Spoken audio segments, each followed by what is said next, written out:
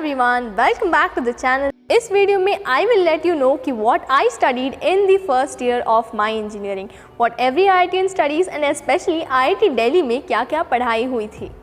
जब मैं IIT का सपना देखती थी I used to think कि IIT के जाने के बाद सिर्फ कोडिंग ही कोडिंग होगी and I have to do only coding after getting into IIT and मुझे बाकी सब्जेक्ट्स नहीं पढ़ना पड़ेगा। But it was totally not the case. As we entered IIT, we realized that we have to study all of the subjects. Engineers को सब पढ़ना पड़ता है, physics, chemistry, maths and including biology. We also have biology which comes in our second year. I will let you know that in a different video. But इस video में मैं आपको बताऊंगी कि हमने क्या क्या पढ़ा। हमें दो बैचेस में डिवाइड किया गया था, batch A and batch B। और कुछ बच्चों को तो ये भी पूछा गया था कि क्या आपने कोडिंग पढ़ा है या नहीं पढ़ा है। डिस्पाइट अगर आपने कोडिंग पढ़ा हो या ना पढ़ा हो, आपको सब बेसिक से सिखाया जाएगा। अब मैं बात करती हूँ अपनी बात। हमें डिवाइड किया गया था बैच A और बैच B में। मुझे मिला था सेकेंड बैच और मैं सेकेंड बैच में थी जहाँ पे कोडिंग था सेकेंड सेमेस्टर में। तो फर्स्ट सेमेस्टर में मेरे लिए कोडिंग नहीं था एंड हाफ बच्चों के लिए कोडिंग था। हमने क्या पढ़ा, हमारे जो फर्स्ट सेमेस्टर था उसमें हमने पढ़ा फिज़िक्स, केमिस्ट्री एंड मैथ्स। लेकिन ये जेई वाले फिज़िक्स, केमिस्ट्री, मैथ्स से थोड़ा सा डिफरेंट था। ऑल्दो फिज़िक्स में हमने क्या पढ़ा, हमने मैकेनिक्स पढ़ा। That mechanics was very different from what we studied in JEE. In JEE, we learned all the formulas by ourselves and we tried to memorize them. But in engineering, we try to derive those formulas. We try to understand why actually those formulas originated with the help of vector mathematics. As well as chemistry में हमने बहुत कुछ details ऐसे पढ़े। कई बार ऐसा था कि inorganic chemistry में हमने बहुत सारी चीज़ें रट ली थी and actually engineering में आने के बाद we tried to know why that happened, why exactly that happened. जो चीज़ हमने मेमोराइज़ किया था उस सब का रीज़न हमें फाइनली मिल गया था।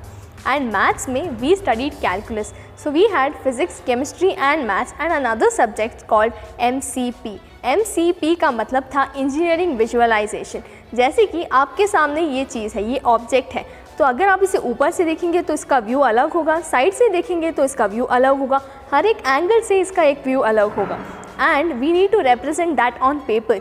ये यूजुअली आर्किटेक्चर में यूज़ आता है। जैसे कि आपने आर्किटेक्चर में देखा होगा, अगर कोई बिल्डिंग बनानी है तो उसका एक व्यू होगा, साइड व्यू होगा, टॉप व्यू होगा।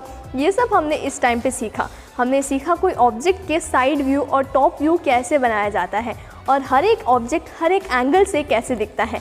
अगर हमने एक ऑब्जेक्ट को टिल्ट कर दिया तो वो कैसे दिखेगा। ये सब अमेजिंग चीज़ें हमने सीखी MCP में। एंड पेपर की मदद से सिखाया गया था, एक्चुअली नॉट। हमें कंप्यूटराइज्ड फॉर्मेट में भी सिखाया गया था। आपको सिर्फ इसे पेपर पे ड्रॉ करना नहीं, कंप्यूटर पे भी ड्रॉ करना आना चाहिए, क्योंकि if you want to submit it and you want someone else to see your project, तो आपको कंप्यूटर पे भी इसे ड्रॉ करना आना चाहिए। And how will you do that? Through the method of AutoCAD. AutoCAD भी हमें सिखाया गया था। AutoCAD इज़ अ सॉफ्टवेयर जहाँ पे आप ऑब्जेक्ट्स को ड्रॉ कर सकते हैं। जैसे कि आपको इसका 3D व्यू चाहिए, इसका top view, side view, every view, और हमें एवरी वीक इसे ड्रॉ करके हमें कंप्यूटर पे ड्रॉ करके AutoCAD पे इसे सबमिट करना होता था एंड इसके मार्क्स हुआ करते थे। And we had to submit every week and totally हमें 10 प्रोजेक्ट सबमिट करने थे। Usually they used to be of objects, कभी कभी पाइप्स के होते थे, पाइप्स का जैसे हमें 3D structure. All of this we learn during our engineering visualization. And इनमें से हमें टॉप 8 आउट ऑफ 10, यानी कि अगर आपने 10 प्रोजेक्ट सबमिट किए हैं तो आपके इसमें बेस्ट 8 सेलेक्ट किए जाएंगे। जैसे कि JEE में भी ऐसा ही होता है, आपने 4 अटैम्प्ट किए और उसमें बेस्ट अटैम्प्ट 1 सेलेक्ट किया जाएगा।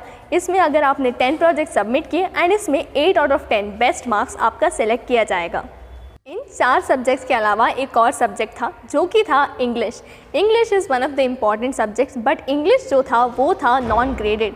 नॉन ग्रेडेड का मतलब ये नहीं कि आपको उसे पढ़ना नहीं पड़ेगा, you have to pass the course, लेकिन उसके क्रेडिट्स आपको नहीं मिलेंगे। क्रेडिट्स का मतलब इंजीनियरिंग अगर आपको कंप्लीट करनी है तो आपको certain number of credits complete करने पड़ेंगे।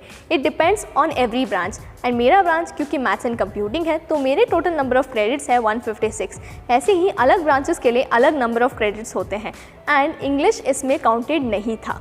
तो इंग्लिश हमें ऐसे ही पढ़ाया गया था बिकॉज एज वी नो कि पढ़ाई जो होती है IIT में वो कम्प्लीटली इंग्लिश में होती है एंड कुछ बच्चों को दिक्कत ज़रूर आती है because some of them might have come from Hindi medium background and फिर भी हमारी पढ़ाई इंग्लिश में ही होती है। तो इसलिए ये कोर्स रखा गया था ताकि उन बच्चों को भी इंग्लिश में थोड़ी सी हेल्प मिल सके। And not only basic English इसमें सिखाया गया था but also grammar as well as comic writing, जैसे कॉमिक्स को कैसे बनाया जाता है, उसमें मॉकरी कैसे की जाती है, as well as novel writing. मुझे नॉवल लिखने का बहुत ज़्यादा शौक था और मुझे जानना था कि मैं नॉवल कैसे लिखूं। मेरे पास एक बेसिक स्टोरी तो थी, लेकिन मुझे पता नहीं था कि मैं उसे कैसे स्टार्ट करूंगी। तो मैंने अपने इंग्लिश टीचर को एक मेल लिखा and Currently, in 3 days, I got the reply कि मुझे नॉवल कैसे लिखना है। They taught me from A to Z कि मुझे नॉवल कैसे लिखना पड़ेगा। उन्होंने बताया कि स्टोरी लाइन को ऐसे स्टार्ट करूं, और स्टोरी लाइन जो नॉवेल्स में होती है वो 2 तरह की होती है। अगर आप पास्ट में उसे नरेट कर रहे हैं या प्रेजेंट में उसे नरेट कर रहे हैं।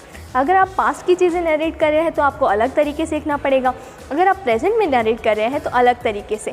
और ऑल्सो अगर आप थर्ड पर्सन नरेटिव जैसे नरेट कर रहे हैं, जैसे कि बायोग्राफी होता है वो थर्ड पर्सन नरेटिव होता है, कोई और आपकी स्टोरी को नरेट कर रहा है। या फिर अगर फर्स्ट पर्सन नरेटिव हो गया तो आप अपनी स्टोरी को खुद नरेट कर रहे हैं। मुझे सिखाया गया था through the help of just a mail, और मैंने अपना नॉवल लिखना शुरू तो कर दिया and you will be getting my novel. Try करती हूँ कि मैं इंजीनियरिंग से पहले तो उसे कंप्लीट कर लूँ। इस वीडियो के लिए बस इतना ही। Subscribe to the channel and like the video.